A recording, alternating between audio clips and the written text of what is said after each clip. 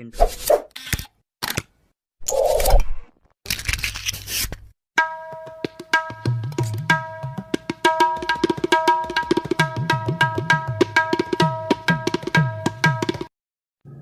नमस्कार, आरोग्यदायी आयुर्वेद चॅनलमध्ये तुमचे स्वागत आहे।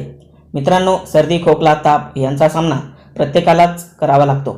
सर्दी पडसं आपल्यासोबत घेऊन येते अंगदुखी, डोकेदुखी आणि सहजासहजी न जाणारा खोकला।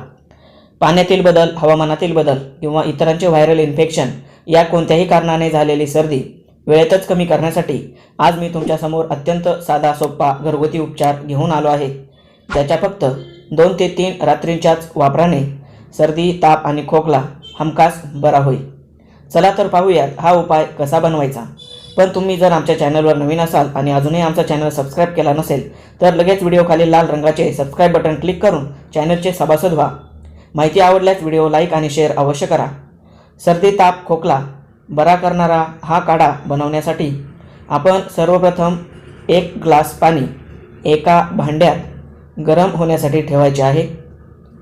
यानंतर अर्धा चमचा जिरे आणि साधारण 5 ते 6 मिऱ्या या खलबत्त्यात घेऊन बारीक कुटून घ्यायच्या आहेत।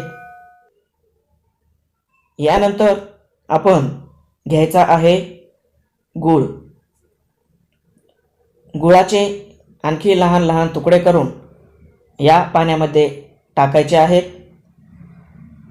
यानंतर बारीक केलेले जिरे आणि मिरी हे देखील या उकळत्या पाण्यामध्ये ॲड करायचे आहेत आणि आता या सर्वांना चांगले उकळू द्यावे। साधारण अर्धा ग्लास पाणी शिल्लक राहिल्यावर उकळवणे थांबवून हे मिश्रण गाळणीच्या सहाय्याने गाळून घ्यायचे आहे। आता हा गुळाचा काढा तयार झाला। हा काढा गरम कोमट असतानाच सेवन करायचा आहे। तुमचा चिवट, चिकट खोकला आणि सर्दी याच्या फक्त पहिल्याच वापरापासून बरी व्हायला सुरुवात होईल। लहान मुलांसाठी याच्या निम्म्या प्रमाणात हा काढा प्यायला द्यावा। माहिती आवडल्यास चॅनल सबस्क्राईब करा। धन्यवाद।